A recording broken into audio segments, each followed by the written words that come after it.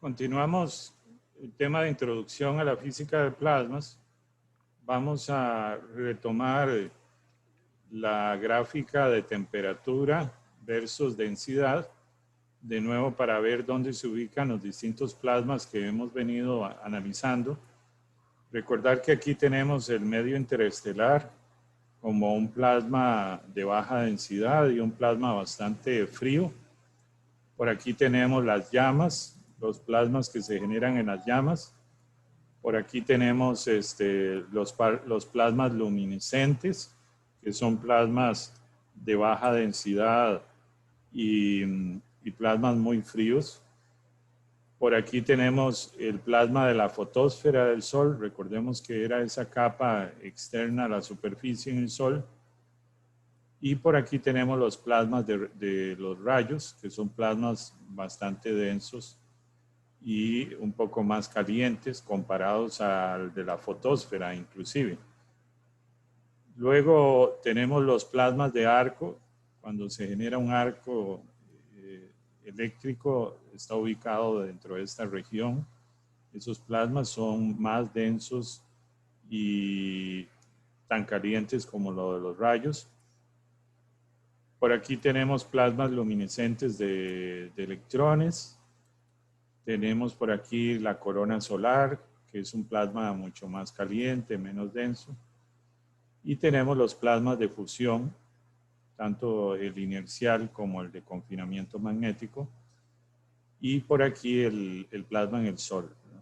Como un plasma muy caliente, tenemos el de la magnetosfera de púlsars. Y por aquí tenemos las enanas blancas, que son plasmas bastante densos con temperaturas relativamente bajas, y los plasmas de metales, que son plasmas bastante densos con temperaturas sumamente bajas. Entonces, esto nos lleva a decir que el estado de plasma es un estado bastante interesante porque se genera en un amplio rango de densidades. Observen que se puede generar desde densidades de 10 a la 5 partículas por metro cúbico hasta 10 a la 35 partículas por metro cúbico.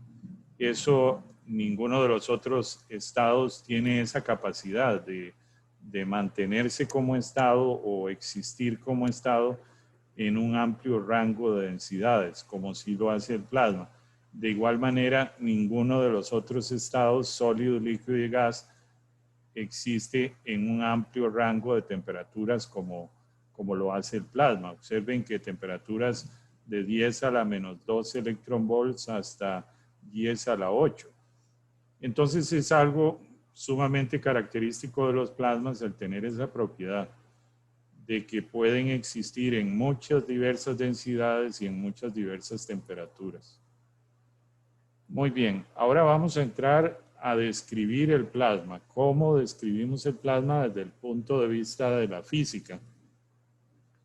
Podemos decir que para describir un plasma, como está constituido por partículas cargadas, donde esas partículas cargadas tienen campos eléctricos y campos magnéticos, lo que necesitamos para describir el comportamiento del plasma son las 4 ecuaciones de Maxwell. La ley de Gauss del campo eléctrico, la ley de Gauss del campo magnético, la ley de Faraday y la ley de Ampère. Las 4 ecuaciones que ustedes conocen. Y adicional a eso, necesitaríamos la ecuación de la fuerza de Lorentz, que nos dice que aparecerá una fuerza si tenemos un campo eléctrico y de igual manera si tenemos un campo magnético y la partícula lleva una velocidad. Entonces, con estas 5 ecuaciones, sabiendo que todas son vectoriales, podríamos describir el comportamiento del plasma. Necesitaríamos estas 5 ecuaciones, entonces, para describir.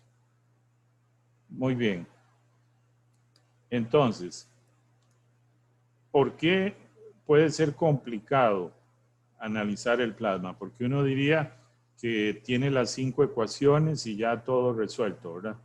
¿Por qué puede ser complicado? ¿Por qué podría hacerse complicado analizar el plasma? Bueno, en primer lugar, hay movimientos de partículas individuales, ¿verdad? Que están gobernadas por campos eléctricos y campos magnéticos, en los cuales esas partículas se están moviendo.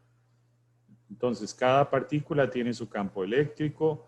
El hecho de que cada partícula se mueva genera un campo magnético, y ese campo eléctrico de cada partícula y ese campo magnético que genera influye en todas las demás y modifica el movimiento de ellas. Entonces podríamos decir que eso hace complejo la descripción del plasma, porque cada partícula tiene un campo eléctrico, cada partícula se mueve con una velocidad, genera un campo magnético, y ese campo eléctrico y magnético influye en todas las demás. Entonces, esa es la primera razón por la cual se hace difícil la descripción del plasma. Otro tema es que los procesos atómicos, esto es, por ejemplo, la ionización. Recuerden que la ionización es cuando le arrancamos un electrón al átomo.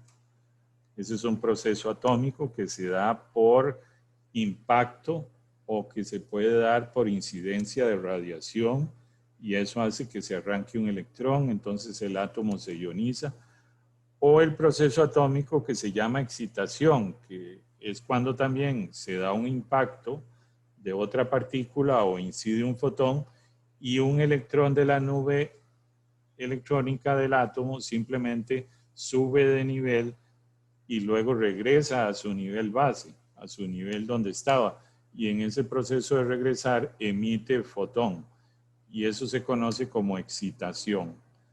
No es que el átomo quedó ionizado, no, nada más se dio una excitación porque un electrón subió a un nivel y luego cae de nuevo al nivel donde estaba. No, el electrón no se separó del átomo.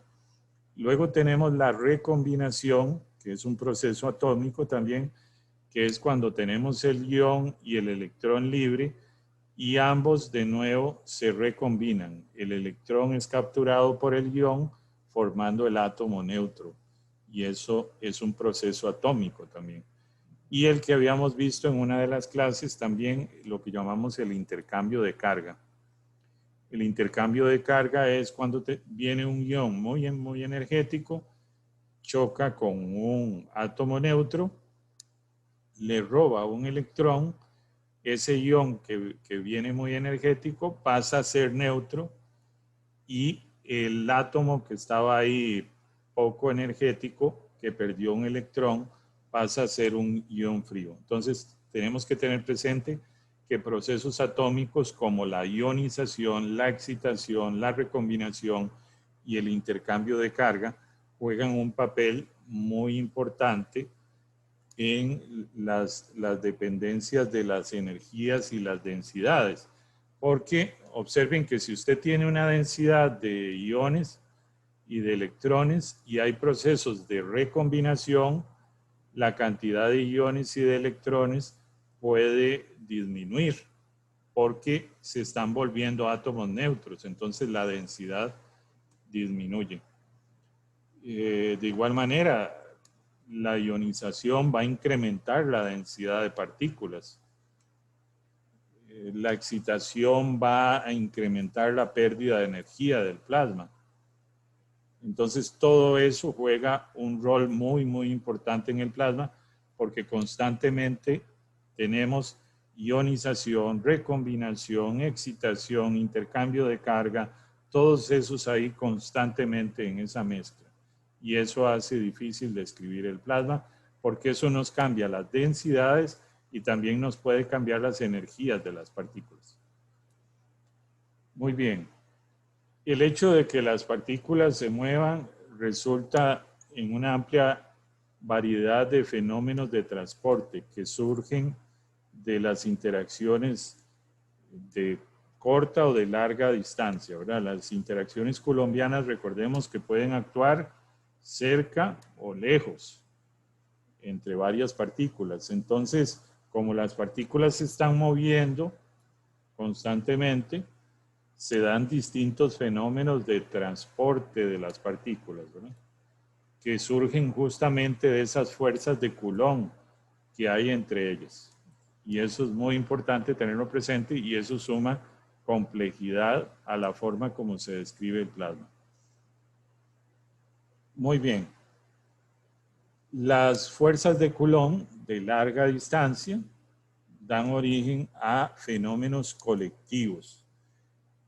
Esto incluye las oscilaciones y las inestabilidades. Entonces, el hecho de que la fuerza de Coulomb, que es la fuerza que actúa entre partículas cargadas, esté presente, como es una fuerza que puede actuar tanto a corta distancia como a larga distancia, cuando actúa a larga distancia, hace que las partículas se mantengan ligadas entre sí y entonces, a pesar de que una partícula está muy, muy lejos de otra, puede haber una interacción entre ellas por la fuerza de Coulomb de larga distancia. Eso lleva a un comportamiento propio del plasma que son las oscilaciones electrostáticas.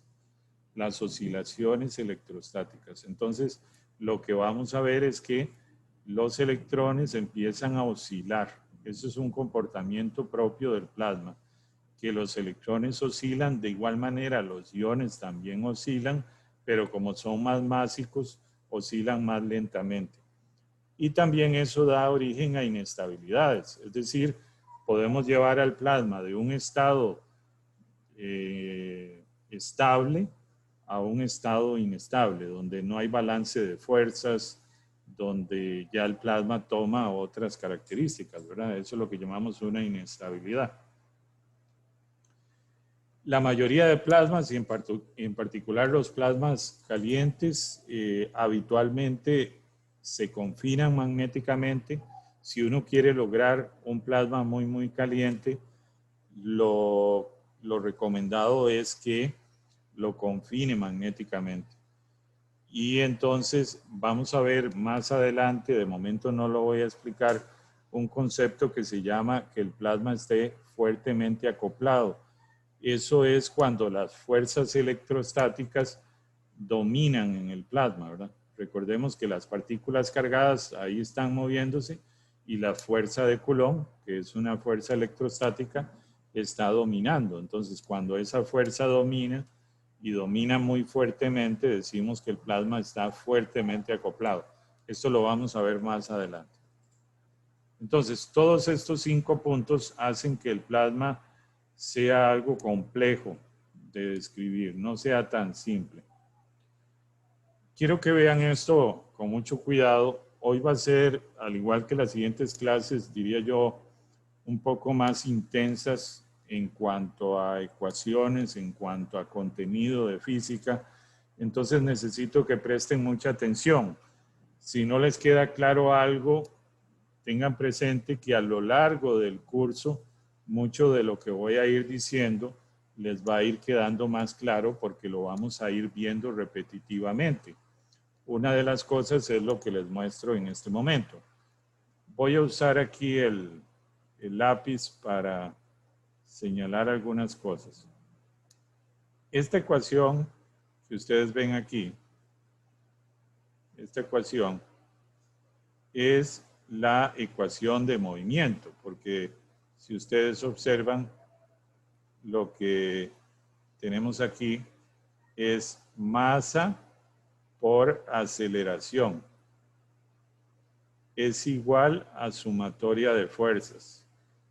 Entonces, masa por aceleración, segunda ley de Newton, es igual a sumatoria de fuerzas. ¿Cuáles fuerzas están actuando en el plasma? La fuerza eléctrica, que es Q por E, y la fuerza magnética, que es Q por V cruz B.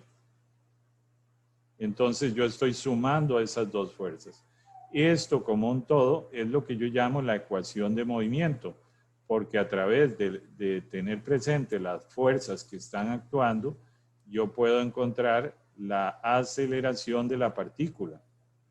Y si yo integro esto, podría encontrar la velocidad. Y si lo vuelvo a integrar, podría encontrar la posición.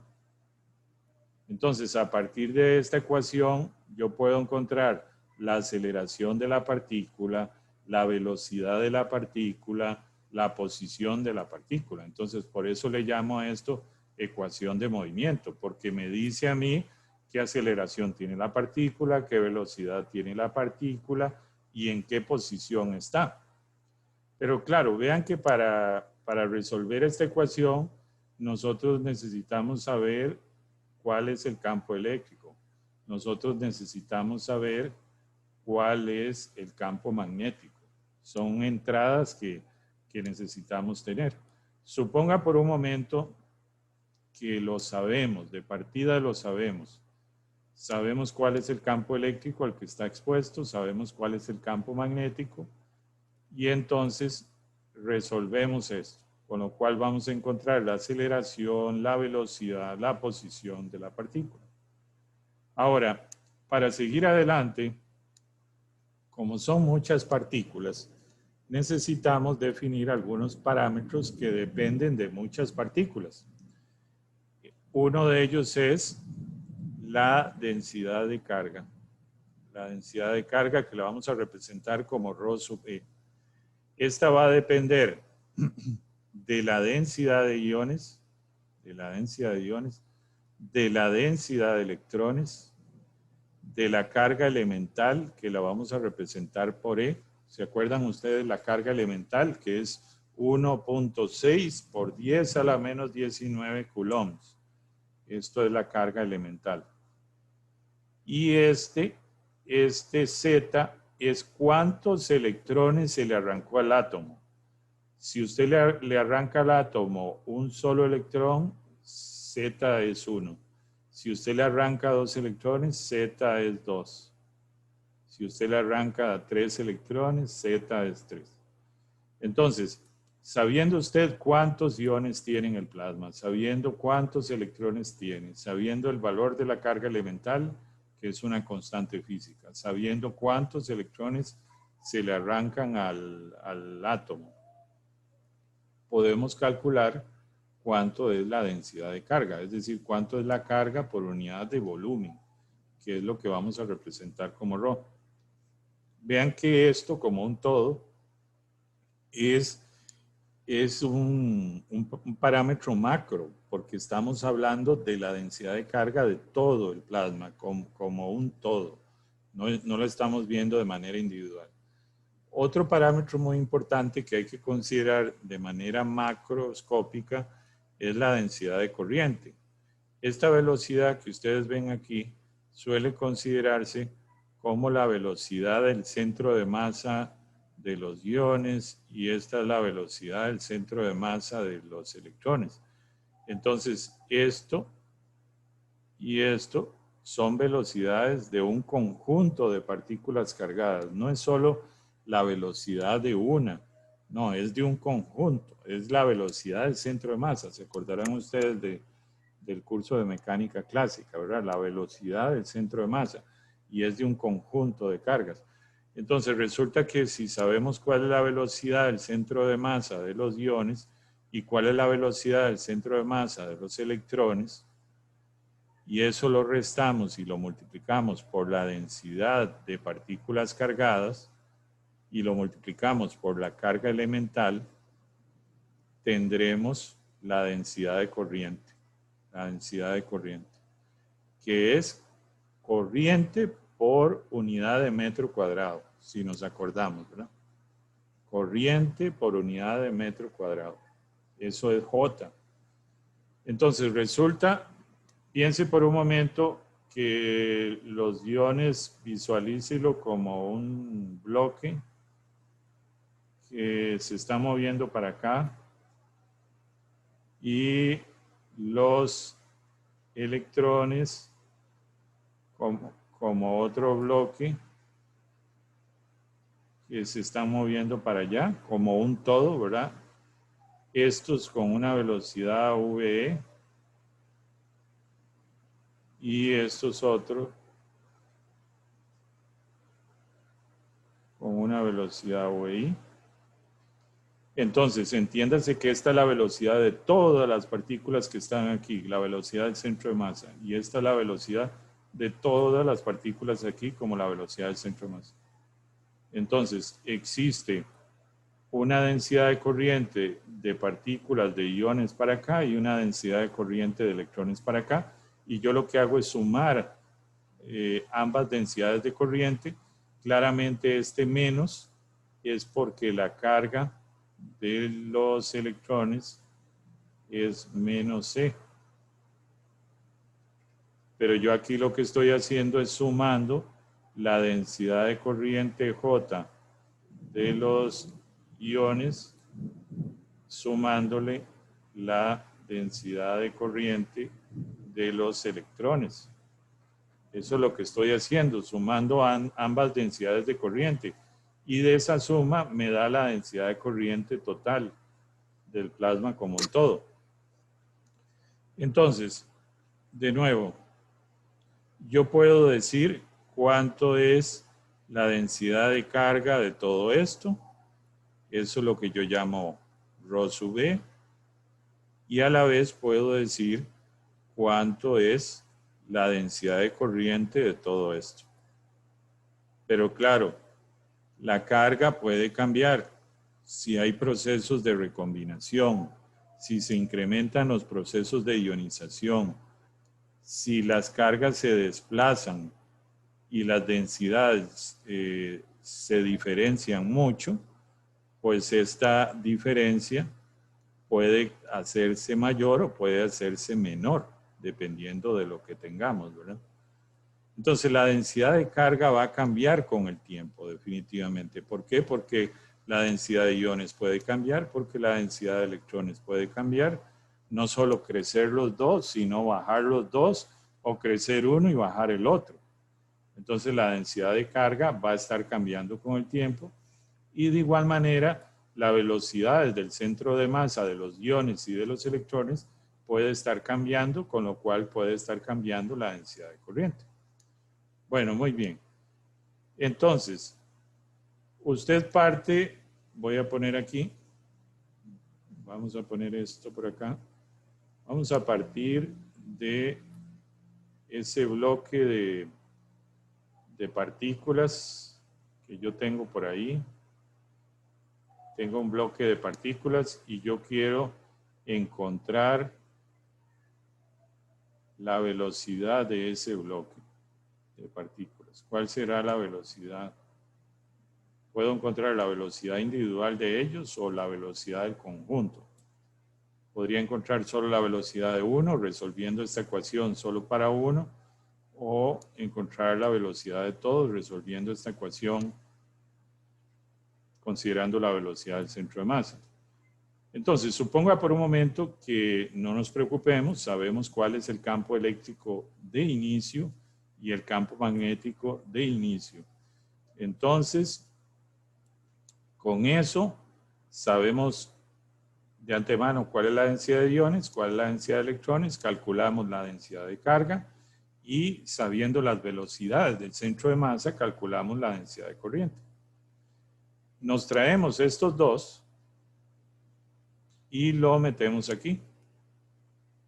¿Se acuerdan ustedes del curso de electromagnetismo? Si usted tiene la densidad de carga, puede encontrar, y aquí lo voy a poner en otro color, puede encontrar el campo eléctrico. Este campo eléctrico ya usted lo encuentra y lo mete en la ecuación de movimiento. Sabiendo usted la densidad de corriente, se la trae aquí, la pone aquí, en la ley de Ampère, y entonces, vamos a cambiar de color, encuentra el campo magnético. Ya encontró el campo magnético, se lo trae y lo pone aquí. Entonces, observen cómo, sabiendo la densidad de carga y sabiendo la densidad de corriente en un instante dado, yo tomo esa densidad de carga, la meto acá en la ley de Gauss y obtengo el campo eléctrico y sabiendo ese campo eléctrico para esa densidad de carga, la meto en la ecuación de movimiento. De igual manera, sabiendo la densidad de corriente, la meto en la ley de Ampère y obtengo el campo magnético y lo meto en la ecuación de movimiento. Y entonces ya sabiendo cuál es el campo eléctrico y magnético, encuentro la velocidad. Y de nuevo caigo por aquí a resolver la ecuación de movimiento. Sabiendo ya el campo eléctrico y magnético, paso a resolver esa ecuación, encuentro la aceleración del conjunto de partículas, la velocidad del conjunto de partículas, la posición del conjunto de partículas y de nuevo repito el ciclo. Un instante después, calculo de nuevo la densidad de carga, calculo de nuevo la densidad de corriente, la densidad de carga que me dio un instante después, de nuevo la meto en esta ecuación, la ley de Gauss, y calculo el nuevo campo eléctrico y ese de nuevo lo meto aquí. La nueva densidad de corriente la pongo aquí, calculo el nuevo campo magnético y ya sabiendo el campo eléctrico y magnético, de nuevo resuelvo la ecuación de movimiento para encontrar de nuevo la aceleración, la velocidad y la posición. Y entonces esto se vuelve un ciclo. Esto es un ciclo donde resuelvo la ecuación de movimiento, encuentro la densidad de carga, la densidad de corriente, con estos dos van a las ecuaciones de Maxwell, encuentro el campo eléctrico y magnético, los pongo aquí y encuentro de nuevo las nuevas posiciones. Entonces vean cómo esto se vuelve complejo porque yo tengo que estar en ese ciclo. Claro, conforme el tiempo pasa, la densidad de carga va a cambiar, la densidad de corriente va a cambiar y eso bien lo dicen las ecuaciones de Maxwell, nos van a dar un nuevo campo eléctrico y nos va a dar un nuevo campo magnético que tenemos que meter aquí.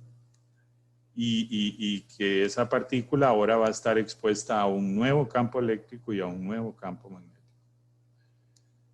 Si tienen alguna pregunta, adelante. Esto, como les digo, lleva su tiempo. Esto lo vamos a ir viendo en el curso. Cuando usted termine el curso va a decir, ah, sí, ahora sí ya entendí lo que el profesor me decía en la unidad 1.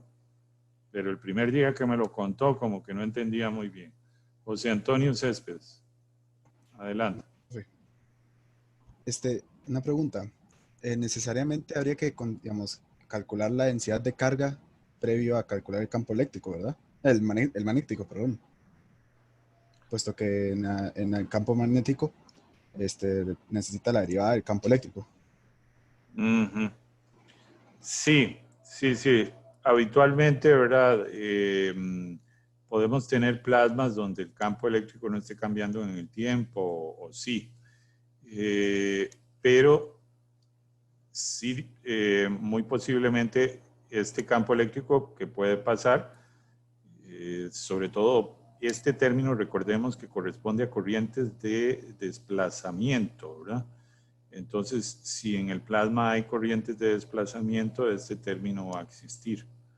Claro, yo puedo tener, recordemos, puedo tener dos campos eléctricos. ¿Se acuerdan de física 2, de electromagnetismo?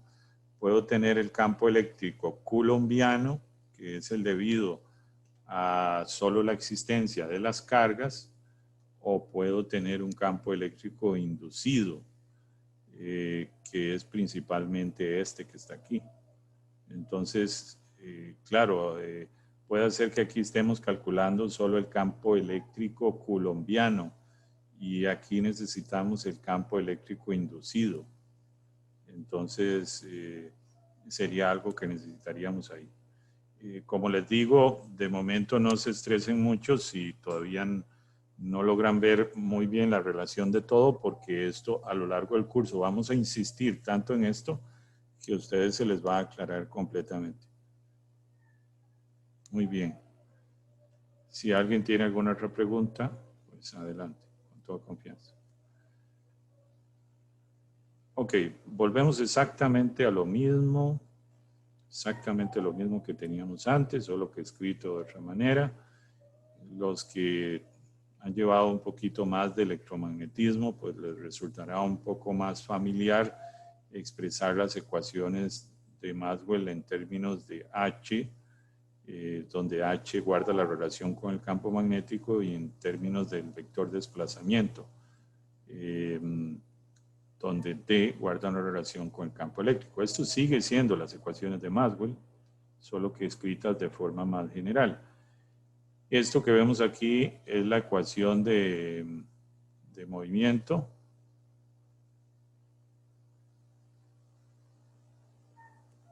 La ecuación de movimiento que acabamos de ver. Esto es la densidad de carga que acabamos de ver, y esto es la densidad de corriente. Cuando uno está calculando la densidad de carga ya de todo el conjunto, entonces es carga por unidad de volumen. En realidad lo que estábamos haciendo antes es lo mismo, era carga por unidad de volumen. Y la densidad de corriente también termino calculándola por unidad de volumen. Pero entonces era lo que les decía, ¿verdad? Si yo ya sé J y ρ, va a parar la densidad de carga aquí y va a parar J aquí. Y entonces con esa densidad de corriente y con esa densidad de carga encuentro D, con D encuentro E, y con J encuentro H, y con H encuentro B, de una manera mucho más general. Pero entonces, volviendo aquí, aprovechando este esquema, observen, yo tengo los iones, tengo los electrones, cada uno, como es una partícula cargada, tiene un campo eléctrico por sí mismo, pero como tienen una velocidad, inducen un campo magnético. Entonces, este ion que está aquí, por moverse, genera un campo magnético que afecta a todos los demás. Y por el solo hecho de ser partícula cargada, tiene un campo eléctrico a su alrededor que afecta a todos los demás. Entonces, y eso si usted no le agrega un campo eléctrico externo al plasma, o si usted no le agrega un campo magnético externo al plasma, que sumaría el efecto, ¿verdad? Entonces yo necesito conocer todos esos campos eléctricos y todos esos campos magnéticos, resuelvo las ecuaciones de Maxwell y paso a la ecuación de movimiento una vez que sé cuánto es el campo eléctrico y sé cuánto es el campo magnético. Adelante, ¿quién tenía una pregunta? Yo, profe, una pregunta. Es que, bueno, en esta filmina, digamos, en la anterior, se habla como de las partículas como si fuera un movimiento arbitrario, pero en las clases anteriores habíamos dicho que una de las características del plasma era el movimiento armónico. Según me acuerdo yo, el movimiento armónico tenía que ver como con que fueran ondas periódicas. ¿Eso Sí, no sería como contradictorio o es que no sé en qué parte me perdí, digamos? sí, es que hasta el momento he venido describiendo el plasma, ¿verdad? Que lo visualicen, que cada partícula cargada por sí sola tiene su campo eléctrico y induce su campo magnético. Pero claro, lo que pasa es que ellas se autoorganizan en un movimiento armónico. Entonces, todas van a estar moviéndose al mismo ritmo, ¿verdad? Con una misma frecuencia de movimiento armónico. Los electrones lo que van a estar haciendo, como vamos a ver más adelante, es que pasan enfrente de los iones, ¿verdad? Es como que los iones nada más los ven pasar al frente. El ion se mueve, pero muy despacio porque es muy másico, y el electrón nada más le pasa en el frente, así. Pero claro, lo que pasa es que no le pasa un solo electrón, le pasan todos. Es como una nube de electrones que pasa así enfrente del ion, y luego se devuelve la nube y otra vez le pasa enfrente del ion, y eso es lo que constituye el movimiento armónico en un plasma. Ellos tienen un movimiento colectivo, por eso se llama un movimiento colectivo, porque todos se están moviendo de igual manera. Eso ayuda a la descripción, porque entonces la dirección de campos eléctricos y magnéticos generados por cada partícula ya no se vuelve tan aleatorio. Ya son campos eléctricos y magnéticos que más bien se suman por el movimiento colectivo. Todo eso vamos a seguir insistiendo, entonces como les digo, esto vamos a ir insistiendo mucho más para que quede mucho más claro a lo largo del curso. Voy a omitir esto con mucho gusto porque ya lo dije en palabras. Entonces, vamos a decir que el fenómeno del plasma lo podemos describir con 3 modelos. De momento solo les voy a decir cuáles. El primero modelo con el que podemos describir el fenómeno, el plasma, lo que sucede ahí en el plasma, es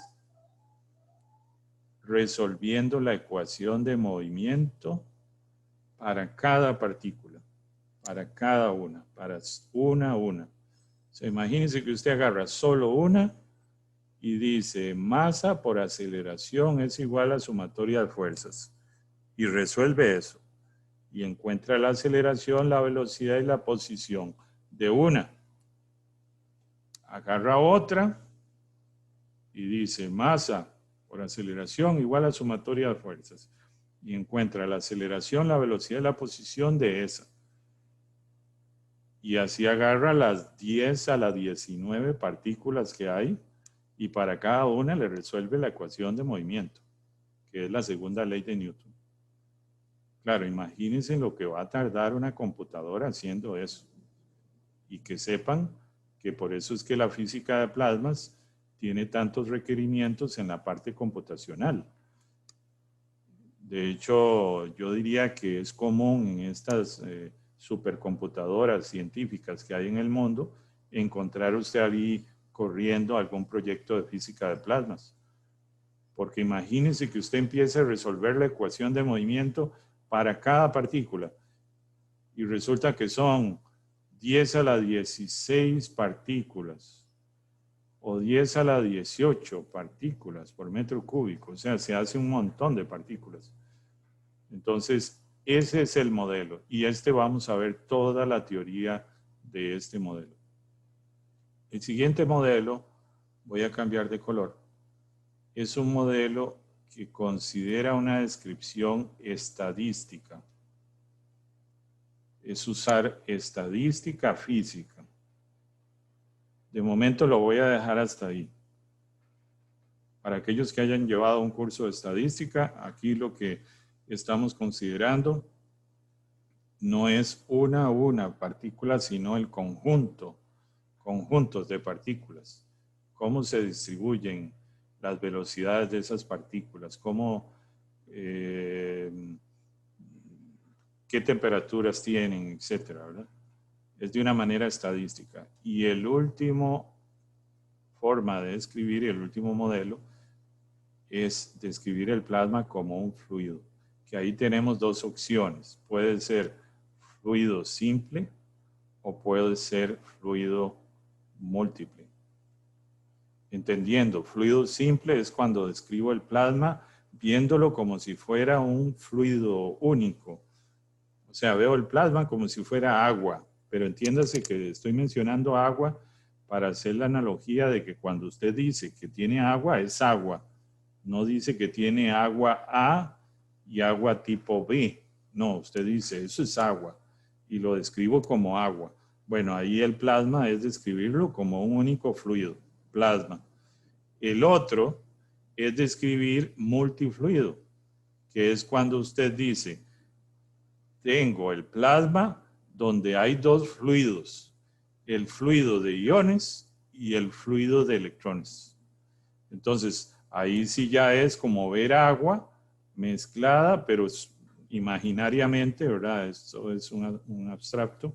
Piense que existe un agua tipo A y una agua tipo B y están mezcladas. Entonces, pero usted tiene claridad de que hay 2 tipos, el A y el B, y los está viendo así. Entonces, existe el modelo multifluido y el modelo de fluido único o individual. Nosotros vamos a ver los 2 que están en rojo. el modelo de partícula individual y el modelo de fluido, tanto el multifluido como el de fluido único. Este que está aquí, el modelo de fluido, es el que más se usa en física de plasma. Diría yo, el 80% o más de la descripción de plasma se usa el modelo de fluido. Por ejemplo, si a alguno le gusta la astrofísica, si a alguno le gusta los plasmas astrofísicos, los plasmas espaciales, los plasmas de fusión se describen con el modelo de fluido. Entonces, cuando un modelo no sirve, o no es que no sirva, ¿verdad? Los modelos sirven en distintos escenarios. Hay escenarios donde el modelo de fluido es perfecto y hay escenarios donde no.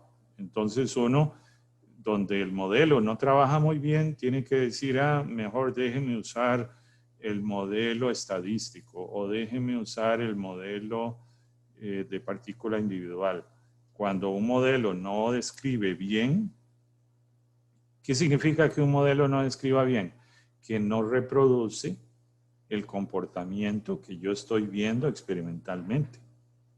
Ahí es cuando un modelo no sirve. Un modelo físico no va muy bien, ¿verdad? Edgardo, adelante. Profe, ¿y en qué caso se puede utilizar el modelo de partícula individual? ¿O en qué caso es conveniente hacerlo? Bueno, inclusive en plasmas de fusión o en plasmas espaciales o astrofísicos se puede hacer, pero el problema es que el modelo individual nos lleva a que para hacer simulaciones usando el modelo individual tenemos mucho requerimiento computacional, porque es lo que yo les mencionaba, ¿verdad? Es resolver la ecuación de movimiento para cada partícula.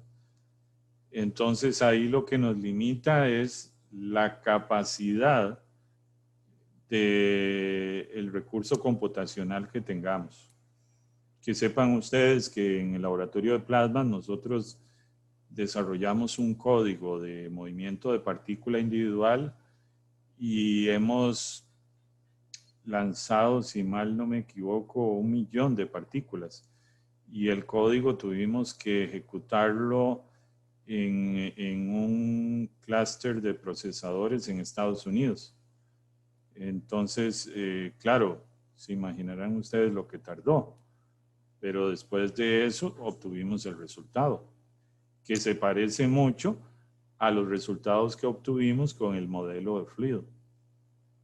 De hecho, son comparables y en este curso vamos a ver los resultados de ese código para que ustedes lo vean.